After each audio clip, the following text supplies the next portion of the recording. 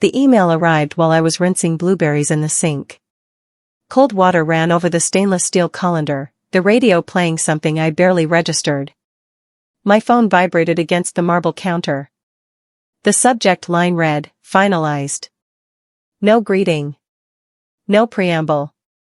Just a PDF attachment and one sentence from my husband's attorney: "Documents are complete. Service will occur today." I opened the attachment with my thumb still damp from the fruit. It was written the way legal documents are written when they assume you have no power left: efficient, neutral, almost polite in its brutality. Trust control reassigned. Decision authority transferred. Marital assets reclassified. $780 million reorganized without my signature, without my consent, without my knowledge. At least, that's what he believed. I read it once. Then again. Blueberries overflowed the colander, a few rolling into the sink. I picked them up calmly and rinsed them again. I didn't reply to the email. I didn't call my husband. I didn't panic. Because for the first time in 18 months, I smiled. A real smile. The kind that comes from knowing something your opponent doesn't. I dried my hands on the kitchen towel, the one hanging from the oven handle. There was a loose thread near the corner. I pulled it out and tossed it in the trash. Coffee still needed to be made. The morning routine still required completion. Normal life continued while everything shifted beneath the surface. My reflection in the microwave door looked unchanged. Same face, same posture, same woman my husband thought he'd erased from his empire. Inside, though, something settled. Not panic, but perfect alignment. Like puzzle pieces finally clicking into place after years of patient waiting. This wasn't impulsive. This was exactly what I'd been waiting for. The fact that he sent this email while I was barefoot on cold tile, doing something as ordinary as washing fruit, told me everything about what he thought of me. He thought I was small. Manageable. Predictable. Someone who could be removed from a fortune with paperwork and confidence. He had no idea what he'd just finalized. He didn't know about the folder on my laptop. The attorneys I'd hired. The evidence I'd collected for 8 years. The trap I'd built while he thought I was simply existing in his shadow. I didn't text him. I didn't call. I finished making breakfast and ate it slowly, savoring each bite and the knowledge of what was coming. But I'm getting ahead of myself. Let me start from the beginning, because you need to understand how I got here. How a marriage that looked perfect from the outside became the longest, most patient game I've ever played. How underestimation became my greatest weapon. My name is Arden Hale. I'm 41 years old. Until this morning, I was legally married to Dr. Quentin Hale, a renowned marriage counselor whose practice had made him wealthy and famous across the country. We'd been together for 21 years, married for 19. I met Quentin when I was 20, working part-time at an independent bookstore while finishing my business degree at the university. He was 25, already building his therapy practice, full of charm and genuine warmth that seemed rare in the competitive professional world. He talked about helping couples find their way back to each other, about building meaningful connections in a disconnected world. About creating something that mattered beyond money or status. He seemed different from everyone else I knew. Genuine. Purposeful. Someone who wanted to build something that truly helped people while also being financially successful. I believed every word. Every promise. Every dream he shared. We married 2 years later, right after my college graduation. I was 22, fresh out of school with a degree in finance and business management. Quentin's practice was growing rapidly beyond what he'd imagined. He'd written his first book about communication in relationships. Publishers were calling. Media appearances were starting to happen. He asked me to help manage the business side of his growing empire. Handle the finances, coordinate with publishers, manage speaking engagements, and negotiate contracts. Be his partner in building something extraordinary together. I said yes immediately. I loved him deeply. I believed in his work and mission. And I was genuinely good with numbers, good with strategy, good with seeing patterns and opportunities others missed. For the first 5 years, we built everything together as true partners. I negotiated his book deals, getting advances that stunned his agent. I structured his corporate training programs to maximize profit while maintaining quality. I created the financial systems that turned his practice from successful to extraordinary. His name went on the book covers. His face appeared on morning television shows. His voice filled conference halls. But my fingerprints were on every contract, every expansion, every strategic decision that made Arden Hale a household name in relationship counseling. I didn't mind at the time. We were partners. Marriage meant shared success, shared dreams, shared achievements. At least, that's what I genuinely believed back then. The first sign came on a Tuesday afternoon in September, 7 years into our marriage. A quarterly financial statement arrived 4 days late. I remember because I'd checked the mailbox twice that evening, wine already poured, wondering where the documents were. When I asked Arden about the delay, he smiled easily. That warm, reassuring smile he used with anxious clients. Clerical issue at the accounting firm. Nothing to worry about. His tone was smooth, practiced, and professional. The same tone he used with clients when redirecting difficult conversations away from uncomfortable topics. I noticed it but said nothing at the time. The next quarter, the numbers on the statement looked different. Nothing was obviously missing, but figures were rounded in ways they hadn't been before. Small discrepancies that most people wouldn't catch unless they'd been tracking the accounts closely for years. I asked one careful question about the changes. Arden answered quickly, confidently, then added something that made my spine straighten. You don't need to worry about this part, Arden. I've got it handled. Focus on the things you enjoy. I nodded and smiled like an understanding wife. That night, after he fell asleep, I took a screenshot of the statement and saved it to a password-protected folder. I named it by date, July 2019. That folder would eventually change everything. I stopped asking questions out loud after that interaction. Instead, I let Arden explain things I already knew were incomplete or outright untrue. I watched which words he repeated when lying, which topics made him speak faster, and where his explanations became unnecessarily detailed to cover gaps. People reveal the truth when they think you can't follow it. When they believe you're not smart enough to see the pattern forming. When they underestimate you so completely that they stop being careful around you. Arden had built an entire career teaching people how to communicate effectively in relationships. Ironically, he'd forgotten that silence can be the most strategic form of communication. That listening reveals more than speaking. I became very, very good at listening. At observing without appearing to notice. At documenting without him ever suspecting I was paying attention to details he thought were beyond my understanding. The folder on my laptop grew slowly but steadily, one screenshot at a time, one saved email. One text message preserved, one inconsistency logged and dated with meticulous care. I never opened that folder when Arden was home. I was patient, methodical, invisible in my attention to every detail. He thought I was too simple to track. Arden started calling our shared companies mine around year 10 of our marriage. Not aggressively at first. Just casually, in conversation with friends and colleagues at dinner parties and professional events. My publishing company is expanding into podcasts. My training institute just signed a Fortune 500 contract. My investment portfolio performed incredibly well this quarter. The first time I gently corrected him, reminding him that we'd built these ventures together, he laughed. He laughed like I'd said something adorably naive and told me I was being too sensitive, reading too much into casual conversation. Of course it's ours, Arden. You know that. I'm just speaking casually with friends. Don't be so literal about everything. I apologized for overreacting and being too sensitive about simple word choices. Then I went to my home office and wrote down the date, the context of the conversation, and his exact words.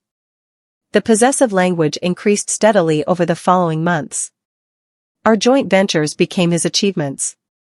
My contributions became background support. Our shared decisions became his vision and expertise. I documented everything he said.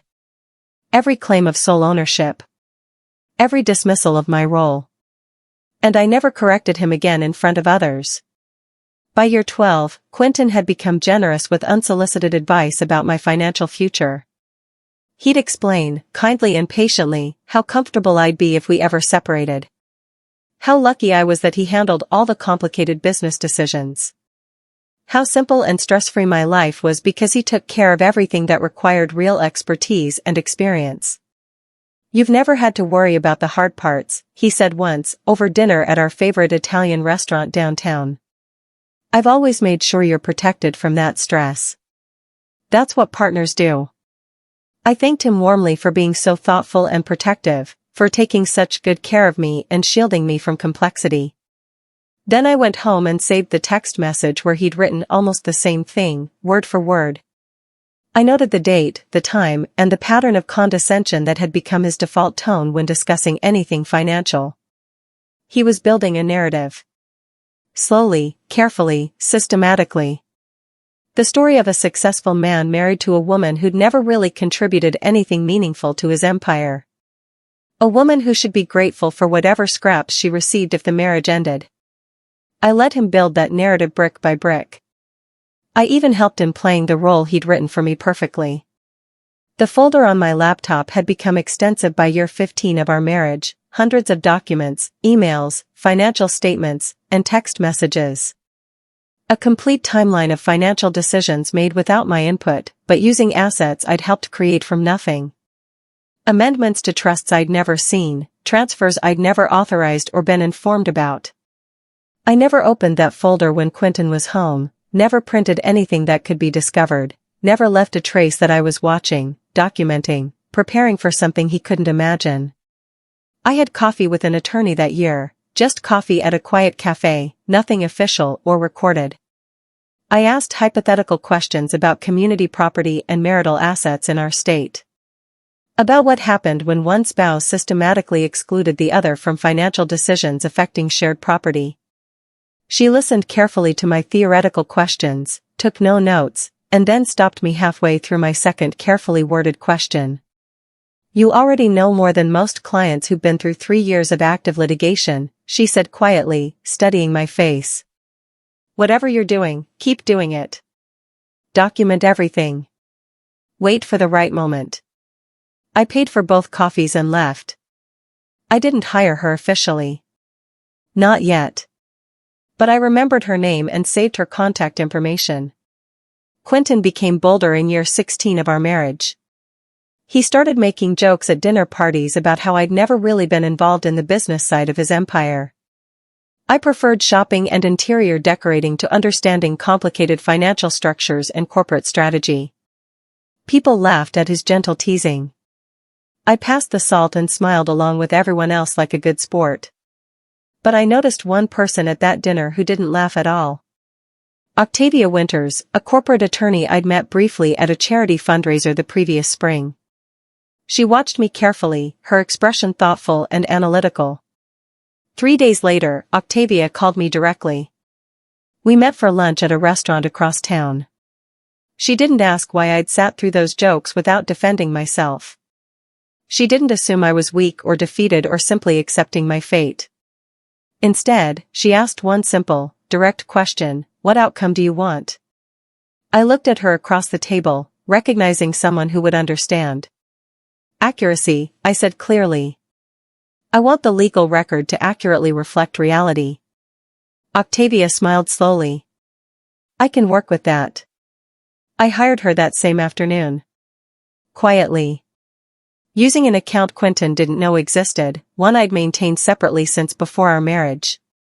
The timeline accelerated in year 17. Quentin announced he wanted to simplify our financial structure for tax purposes. He presented me with documents that would consolidate everything under a new trust. His trust.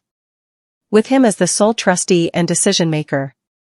"It's just cleaner this way," he explained with patient confidence. "Easier for tax purposes and estate planning. And honestly, Arden, you've never enjoyed dealing with this complicated stuff anyway. This way, you don't have to worry about any of it. He was so confident. So assured that I'd sign whatever he put in front of me without question or understanding. I read every page carefully, slowly. Asked innocent-sounding questions about sections I already understood perfectly. Noted which explanations he gave too quickly, which details he glossed over or avoided entirely. Then I signed absolutely nothing. I told him I needed time to think about it, that it felt like a big decision that deserved careful consideration. He was annoyed but maintained his patient demeanor. "Take your time," he said with slight tension in his voice. "But we really should finalize this soon for the tax advantages." I nodded and smiled understandingly. And forwarded every single document to Octavia within an hour of that conversation. Octavia's team started tracing the complete financial trail. It took 6 months of careful, quiet investigation using specialists in forensic accounting. What they found was staggering in its scope and audacity. Quentin had been systematically transferring assets out of our community property and into structures controlled solely by him. Companies we'd built together were being reorganized with my ownership diluted or eliminated. Investments I'd personally managed were moved into accounts bearing only his name. It was all technically legal in structure. Almost. The critical problem was disclosure. Or rather, the complete and intentional lack of it. Every transfer required my informed consent as his spouse under state law. Every reorganization needed my signature acknowledging what I was giving up. Every change to our marital property rights demanded full disclosure of what was happening and why. He'd forged ahead without any of that legal requirement. Confident that I either wouldn't notice the changes or wouldn't understand what he was doing to our shared assets. Octavia assembled everything into a comprehensive report. Timeline, transfers, valuations, missing disclosures, legal violations. The full scope of what Quentin had attempted over several years. "This is extraordinary," she said during one of our confidential meetings. "Not because people don't try this approach. They do, all the time. But the documentation you provided made this case airtight before we even started our formal investigation. I'd been preparing for 8 years without even knowing exactly what I was preparing for. My instinct to document everything, to trust nothing, to remain strategically invisible had created an unbreakable legal record. Quentin filed for divorce in month 18 of my preparation. He did it confidently, with expensive attorneys from a prestigious firm and a settlement offer he clearly believed was generous under the circumstances. He was offering me $12 million. $12 million out of the $780 million empire we'd built together over 2 decades. The offer letter was professionally polite and carefully worded. It acknowledged my contributions to household management during the marriage and praised my support of Dr. Hale's professional endeavors. It positioned me as a housewife who'd occasionally helped with minor administrative tasks. Someone who should be grateful for receiving anything at all from his empire. I read the offer at my kitchen table on a Thursday morning. Then I filed it carefully in my folder, now containing over 2,000 pages of documentation spanning 8 years. I didn't respond immediately to his generous offer. I waited exactly 72 hours, then had Octavia send a brief, professional reply, "We need more time to review the proposal. We'll respond within 30 days. Quentin's confidence wavered slightly for the first time. His attorney called mine repeatedly, pushing for a faster response and resolution. We held firm to our timeline. In business, as in chess, sometimes the most powerful move is making your opponent wait and wonder. While we waited, Octavia's team discovered something Quentin's expensive attorneys had missed. A compliance window for one of the major trust transfers. It required certain disclosures to be filed with the court within 90 days of the reorganization under state law. Quentin had missed the filing deadline by 4 days. Just 4 days. 4 days seems like such a small mistake. But in law, small mistakes in mandatory filings can invalidate entire transactions worth millions. We didn't alert him to the error or give him a chance to correct it. We simply documented it thoroughly, added it to our evidence file, and waited for the right moment. Quentin became more insistent about settling quickly. He sent text messages late at night, urging me to be reasonable and not drag this out unnecessarily for everyone. One voicemail he left was particularly revealing. In it, he stated clearly that he'd handled everything appropriately and had full legal authority over all the business assets. That recording directly contradicted a sworn statement his attorneys had filed claiming he'd maintained transparent communication with me about all financial decisions throughout our marriage. I saved the voicemail to 3 separate locations. Added it to the file. Said nothing to anyone except Octavia. On day 28 of our 30-day response window, Quentin's attorney sent an updated offer. $20 million this time, up from 12. They were getting nervous about our silence. The letter included a new clause that revealed everything. I would agree never to claim any ownership interest in the Hale Institute, Hale Publishing, or any related corporate entities. I would acknowledge these as Dr. Hale's separate property, created by his sole effort and expertise. It was insulting. Legally absurd. And exactly what we needed for our case. By demanding I sign away rights to property that was legally mine under community property law, they'd created additional evidence of their awareness that I had legitimate claims. You don't pay someone $20 million to release claims that don't exist. Octavia smiled when she read the updated offer. They just made our case stronger. Again. They keep doing our work for us. We declined the offer without countering or negotiating. Just a simple, professional response, Mrs. Hale declines the current proposal. No explanation. No negotiation. No indication of what we wanted instead. Just a door closing firmly in their face. Quentin called me directly that night for the first time in weeks. His voice was tight with barely controlled anger. What are you doing, Arden? Why are you making this difficult for everyone? I'm just being thorough, I said calmly. Making sure I understand everything properly. You always taught me to be careful with important decisions. The line went quiet for a long moment. Then he hung up without another word. We filed our official response on day 30 exactly. Not a counteroffer to his $20 million.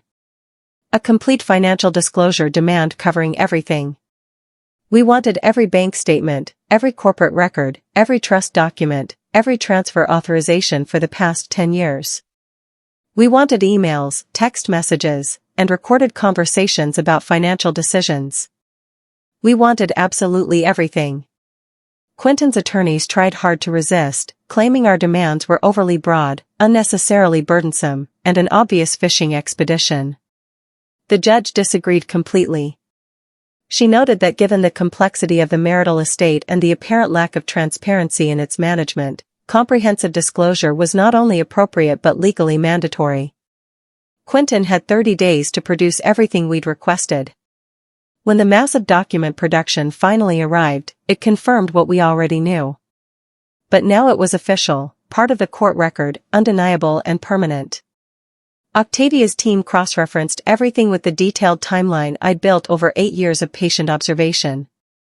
Every discrepancy I'd noticed, every missing disclosure, every questionable transfer matched perfectly with the official records. We had him. Completely. Irrefutably.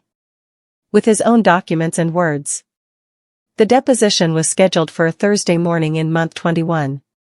Quentin arrived in his best suit, still confident despite everything that had happened. He still believed his reputation, his expertise in human psychology, and his years of professional success would carry him through this process.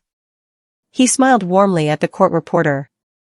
Made small talk with the stenographer. Treated the whole proceeding like another media appearance where his charm could smooth over any difficulty or inconsistency. Then Octavia began presenting exhibits methodically. His own words, in chronological order. Emails where he discussed restructuring to protect assets from community property claims.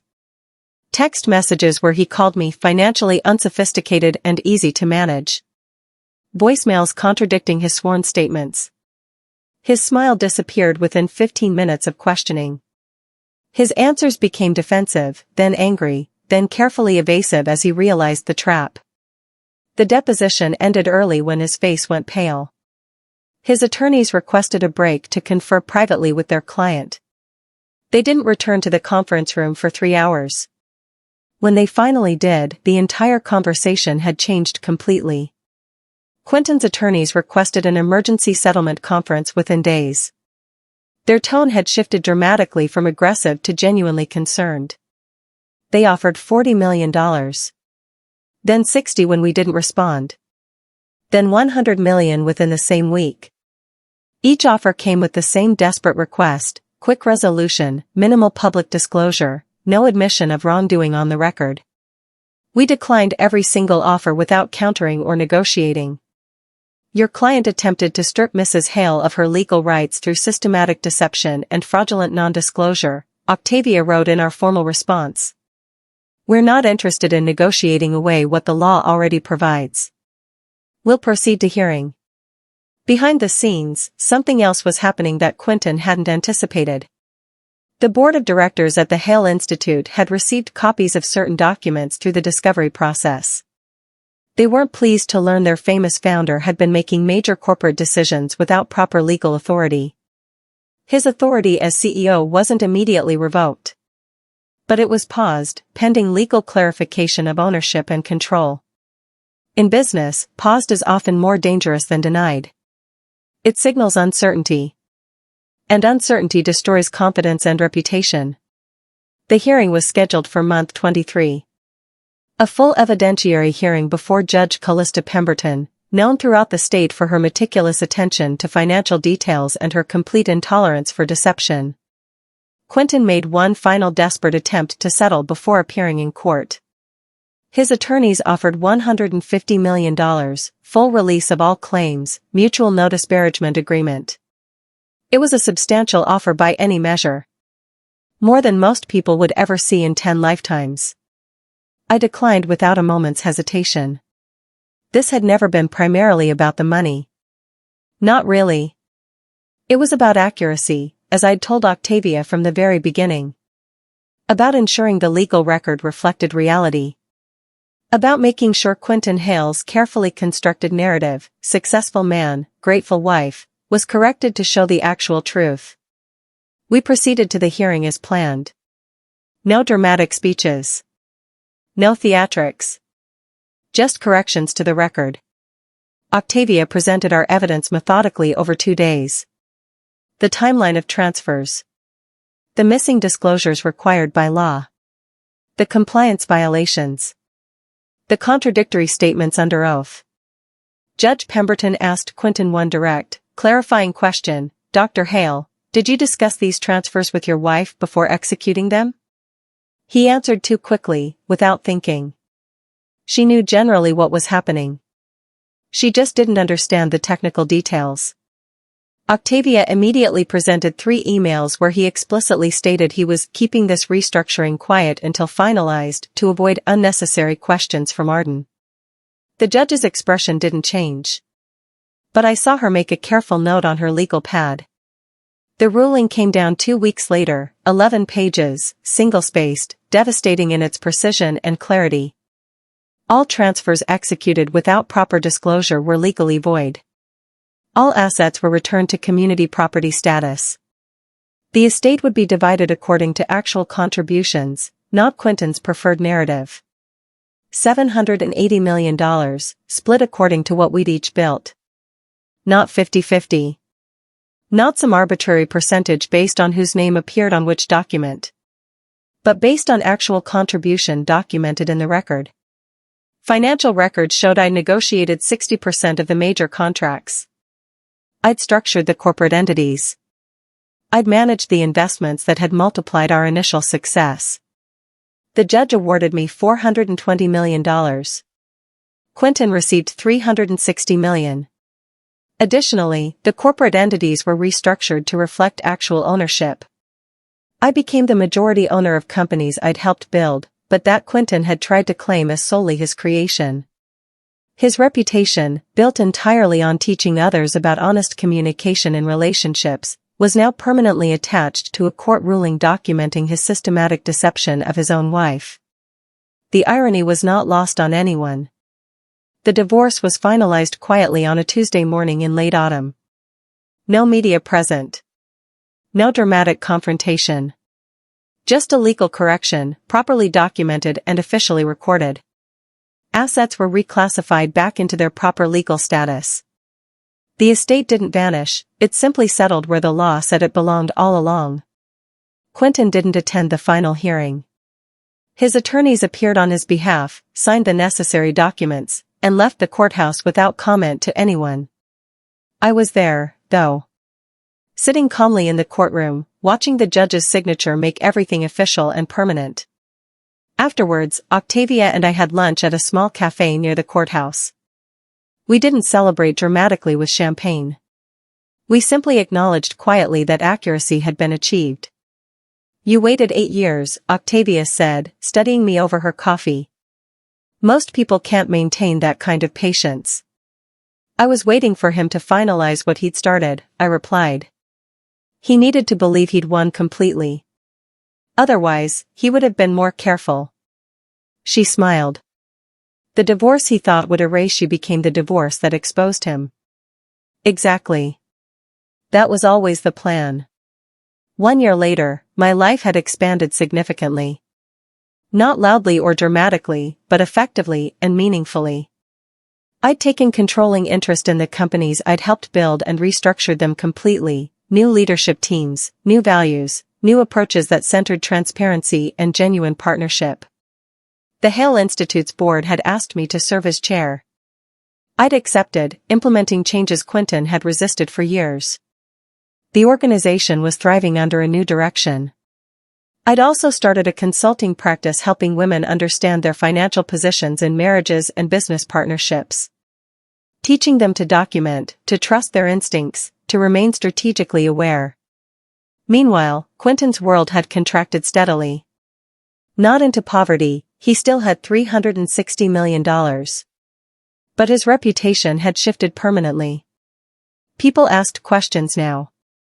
Clients wondered if someone who'd deceived his own wife for years could really be trusted to counsel them on honest communication. His speaking fees decreased noticeably. His book sales plateaued and then declined. Media appearances became less frequent as producers chose other experts. He wasn't destroyed financially. But he was diminished professionally, reduced to explaining, justifying, and defending, forever attached to a court record that contradicted everything he claimed to stand for. Someone forwarded me an email recently. Quentin's original message to his attorney, the one he'd sent that Tuesday morning 18 months ago while I was washing blueberries. She'll sign whatever we send, he'd written confidently. She's never understood the business side. This will be clean and simple. She'll take what we offer and be grateful for it. I read it twice, remembering that morning. Then I printed it and placed it in a simple frame on my office wall. Not as revenge or a trophy, but as evidence. A reminder of what happens when someone mistakes silence for ignorance, patience for weakness, strategic invisibility for actual absence. It reminds me every day that underestimation can be a gift if you're patient enough to use it properly. People sometimes ask me if I'm angry. If I feel betrayed by the man I spent 21 years married to, who systematically tried to erase my contributions while I slept beside him every night. I tell them the truth, I'm not angry anymore. Anger is what you feel when something unexpected happens. When you're caught off guard. When you didn't see it coming. I saw everything coming years before it arrived. I documented it, prepared for it, and waited for exactly the right moment to act. You can't be angry about something you choreographed. What I feel instead is something more powerful. Vindication. Validation.